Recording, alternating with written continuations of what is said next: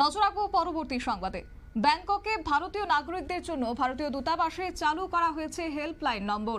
অবশ্য যে কোনো ধরনের সমস্যায় তারা সেই হেল্পলাইন নম্বরে যোগাযোগ করতে পারেন। যদিও আজকের যে ঘটনা, শুক্রবার সকাল নাগাদই ব্যাংকক এবং মায়ানমারে ভয়ঙ্কর রকমের ভূমিকম্প হয়েছে, যার ফলে ক্ষতিগ্রস্ত হয়েছে ব্যাংকক এবং মায়ানমারের বহু এলাকা।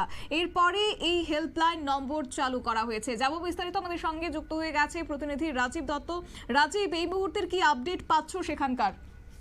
দেখো, প্রথমেই বলি যে এখনো পর্যন্ত ওখানকার কি পরিস্থিতি সেটাও কিন্তু জানা যাচ্ছে না, কারণ যোগাযোগ ব্যবস্থা ব্যাংককে ভেঙে পড়েছে এবং দুটি দেশ অর্থাৎ মায়ানমার এবং ব্যাংকক, থাইল্যান্ডের ব্যাংকক অত্যন্ত ক্ষতিগ্রস্ত হয়েছে। এখনো কিন্তু ব্যাংককে প্রচুর মানুষ যে বহুতলগুলোতে আটকে আছেন, তাদের উদ্ধার করা সম্ভব হচ্ছে না। তা সকাল থেকেই জানো যে সেখানে সমস্ত রাস্তাঘাট যেমন বহু জায়গায় ভেঙে পড়েছে, যোগাযোগ ব্যবস্থা নেই এবং খুব ভয়ঙ্কর একটা অবস্থা, যেটা ব্যাংকক থাইল্যান্ড সরকারের পক্ষ থেকে বলা হচ্ছে। এইরকম একটা পরিস্থিতিতে প্রচুর মানুষ, আমাদের ভারতবর্ষের প্রচুর মানুষ পর্যটক তারা ব্যাংককে যান ঘুরতে, কারণ এই সময় গরমের সময় তারা অনেকেই গেছেন এমনটা ধরে নেওয়া হচ্ছে। এবং সেই কারণেই আমাদের যে দূতাবাস, ওখানে ভারতীয় দূতাবাস, সেই দূতাবাসে একটি হেল্পলাইন চালু করা হয়েছে, নাম্বারটিও কিন্তু দেওয়া হয়েছে।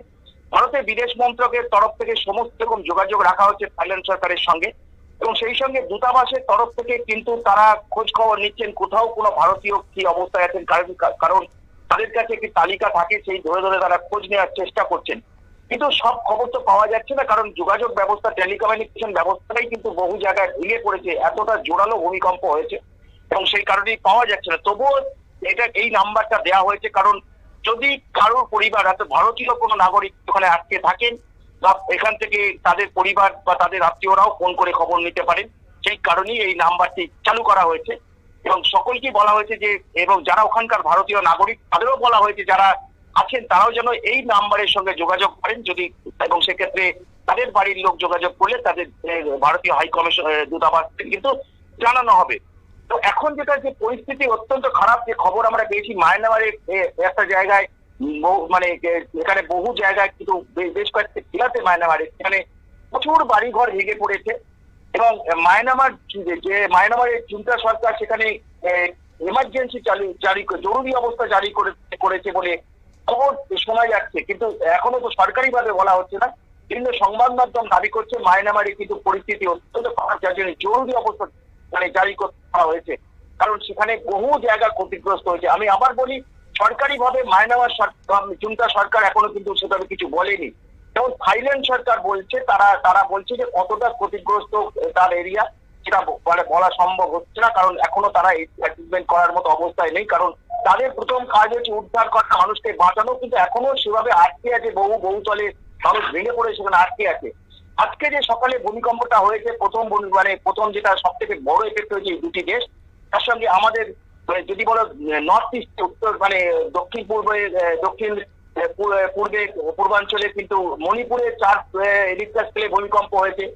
কলকাতা, দিল্লি এবং ভারতবর্ষের বিভিন্ন জায়গায় কিন্তু ভূকম্প অনুভূত হয়েছে। তার সঙ্গে চীন, ভিয়েতনাম, বাংলাদেশ, এই সমস্ত জায়গাতেও কিন্তু ভূকম্প অনুভূত হয়েছে বলে খবর।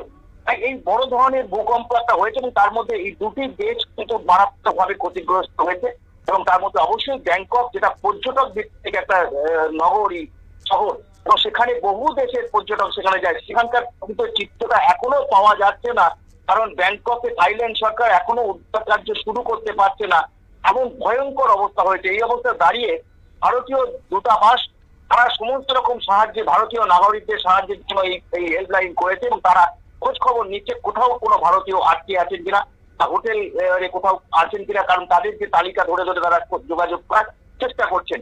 এবং তাদের পক্ষ থেকে ভারত সরকারের আমাদের যে বিদেশ মন্ত্রক, তারা প্রতিনিয়ত যোগাযোগ রাখছে এবং তারাও খোঁজ খবর নিচ্ছে থাইল্যান্ড সরকারের সঙ্গে যে কি অবস্থা।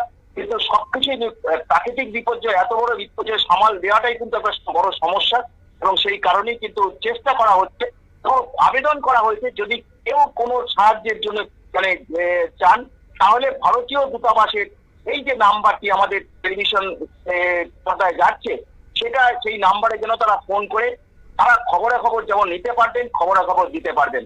শতাব্দী, ধন্যবাদ।